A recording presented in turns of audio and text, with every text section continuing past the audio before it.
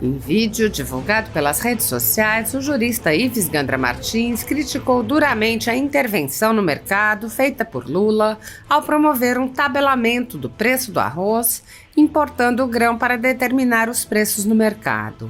O jurista disse: "O que impressiona é o seguinte, ele quer fornecer arroz tabelado e abaixo do preço do mercado. Essa intervenção no mercado vai representar o desestímulo à plantação de arroz no Brasil, porque os plantadores vão ter prejuízos." Gandra expôs que a intervenção de Lula é semelhante àquela que vimos por Maduro na Venezuela, que resolveu vender a gasolina tão barato e muito abaixo do preço do mercado, que apesar de ter a maior reserva de petróleo do mundo, desestruturou toda a indústria petrolífera da Venezuela. Ives Gandra Martins explicou: sempre que se intervém no mercado, se desestimula a produção. O jurista lembrou: os congelamentos no Brasil foram um fracasso. Fracassaram sempre, porque há 4.000 anos o congelamento fracassa. Ele lembrou uma série de eventos históricos que apontam a absoluta impropriedade do mecanismo de congelamento, dizendo: 4.000 anos atrás, o Código de Hammurabi é a primeira lembrança de um congelamento na história, e fracassou. Nós tivemos, em 200 d.C., o congelamento de Diocleciano em Roma, e fracassou. Aqui no Brasil, fracassaram todos. Na Argentina, fracassaram todos. Congelar o preço, desestimulando a produção nacional, tendo que se comprar eventualmente mais caro para se vender barato, é evidente que é uma intervenção no mercado que nunca deu certo. Ives Gandra Martins alertou: isso preocupa os produtores brasileiros. Se eles deixarem de produzir, em vez de termos o arroz como gerador de divisas, nós teremos o arroz como consumidor de divisas para fornecer ao povo brasileiro. A melhor forma de baixar preços é produzir, e produzir muito, de tal forma que a quantidade permite a redução de preços. E no Brasil, se nós adotarmos a Arroz Brás, essa intervenção que era própria de todos os regimes esquerdistas e que nunca deu certo, por isso as economias de esquerda fracassam sempre, é o que pode acontecer no Brasil. O jurista sugeriu: precisaria pressionar o Congresso Nacional para que se tenha essa liberdade, até porque o artigo 174 da Constituição declara que o planejamento econômico só pode ser indicativo para o setor privado, mas não pode ser obrigatório. No momento em que se congela o preço, se torna obrigatório, e aqueles que não fizerem o mesmo preço não poderão vender sua mercadoria. E se esses preços não compensam a produção, desestimula que se continue a produzir o arroz no Brasil. A ditadura da toga segue firme. O Brasil tem hoje presos políticos, tribunais de exceção e jornais, parlamentares e influenciadores censurados. Em um inquérito administrativo no Tribunal Superior Eleitoral, o ministro Luiz Felipe Salomão, ex-corregedor do TSE, mandou confiscar a renda de sites e canais conservadores, como a Folha Política, com o aplauso e o respaldo dos ministros Luiz Roberto Barroso, Alexandre de Moraes e Edson Fachin.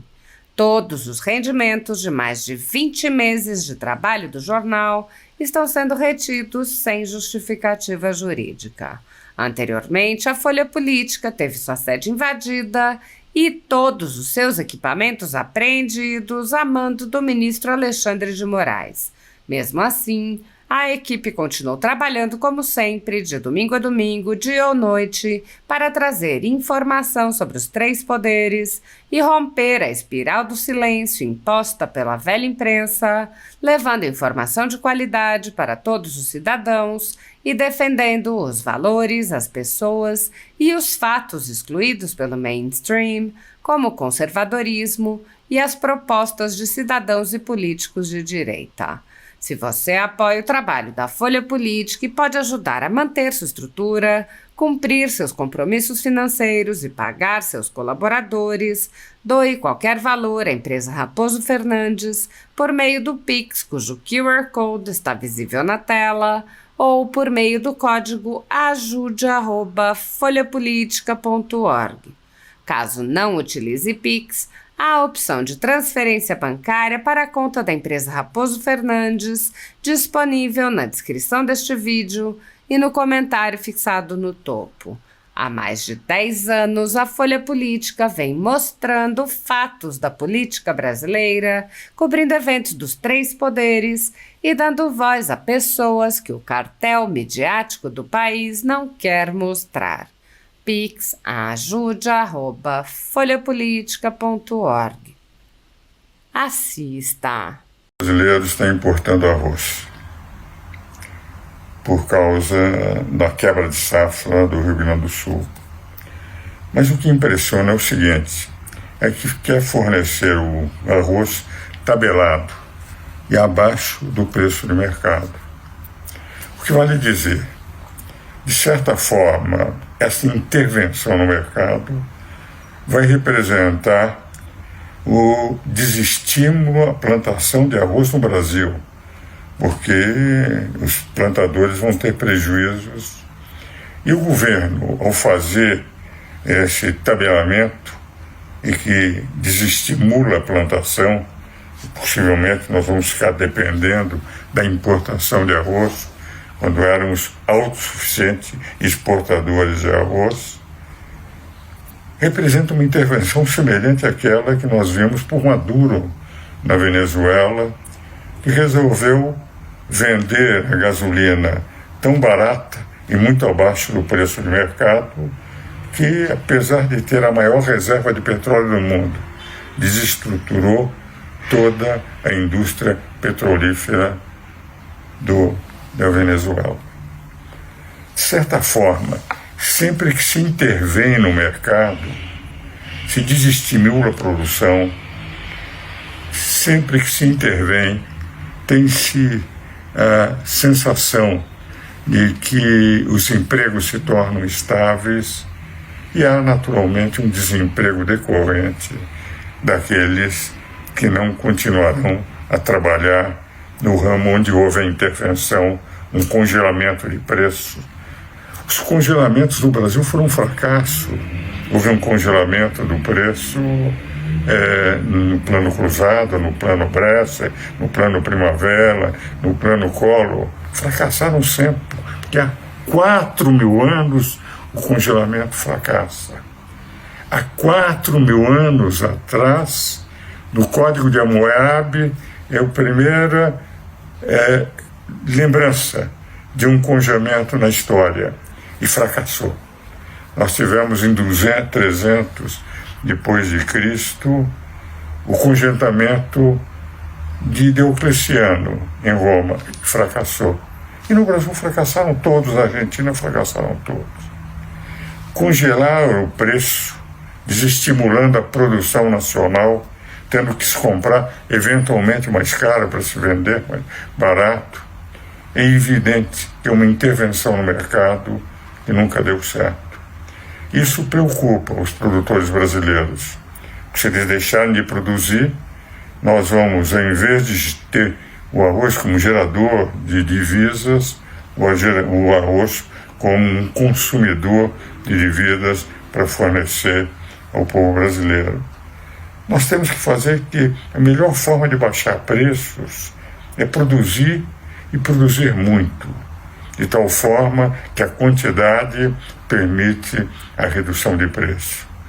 E no Brasil, se nós adotarmos a Arroz-Brás, essa intervenção, que era própria de todos os regimes esquerdistas e que nunca deu certo, por isso as economias da esquerda fracassam sempre, é o que pode acontecer no Brasil.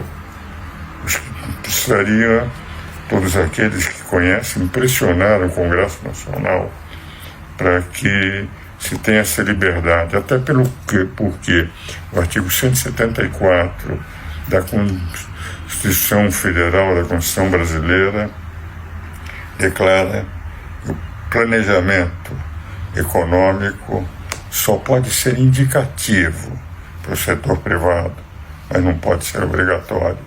Em um momento em que se congela o preço, se torna obrigatório, porque aqueles que não fizerem o mesmo preço não poderão vender sua mercadoria. E se esses preços não compensam a produção, desestimula que se continue a produzir o arroz no Brasil. O Poder Judiciário custou para o Brasil, ano passado, 132 bilhões de reais.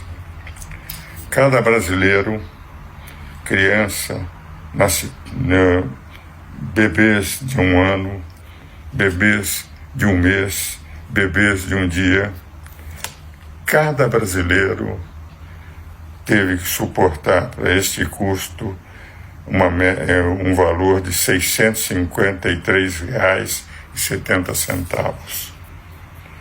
É o mais alto custo de poder judiciário no Brasil, 4 vezes maior do que da média mundial.